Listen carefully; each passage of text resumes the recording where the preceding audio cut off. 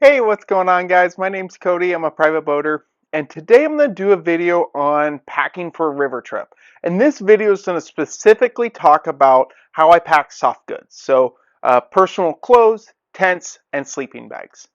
A huge caveat that I want to throw out before we dive into this video is packing is very subjective of what you think is the proper way to pack or not. And also, it's super dependent on the river that I'm going on and the consequences of having wet gear. And what I mean by that is, I did a trip on the Middle Wahi in March of last year. The nighttime temps were in the 20s, with the high temps being in the 80s. And so I had to pack a lot of different clothes on that. I also had a higher chance of flipping my boat just due to the type of whitewater that I'm in. So I packed everything into way more watertight bags because of that worry of the increased risk of swim.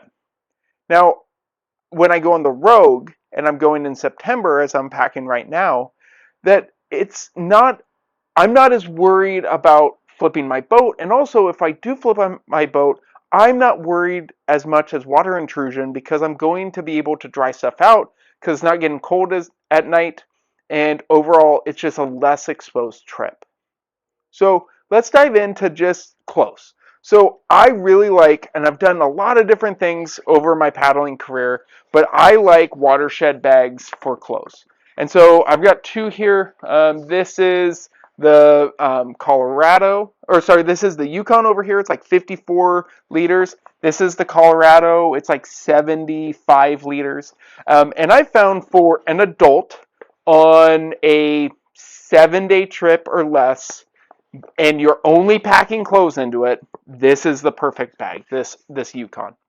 If I'm packing for a 5-day trip and I'm also packing like my sleeping bag, this Colorado's really nice.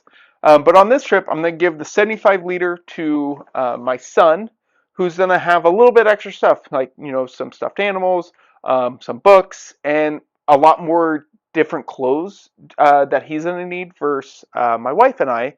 And then my wife and I will each have our own Watershed dry bag for our toiletries. So this is toiletries. Any stuff that you're just going to get to at camp is going to go into this bag.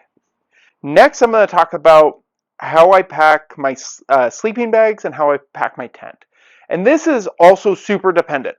If I am going on a trip that it is going to be raining most of the time on the trip, I like to have my sleeping bag and my tent separated.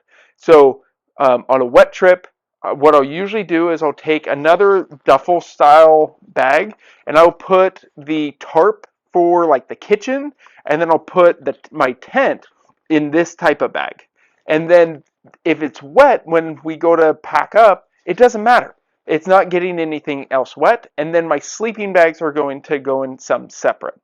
On a trip like this, what I could actually get away with is putting all of our 3 sleeping bags into here. I also have some thermal rest pillows that will go in, and then some sheets, and then I could even put the tent and like the tarp in it. So I think having a lot of different options when you're packing for trips is key. So this is a 110 liter bag. I don't think you need this really if you're just single packing. If I was brand new into the sport, I would go out and buy a Watershed Colorado and a Watershed Yukon, and you could get every trip you ever needed to pack for in those 2 bags. But then as you progress, I think having some other small options to kind of separate stuff out and pack into your boat more effectively.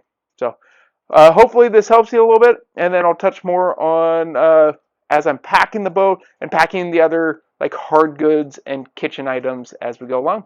Thank you very much.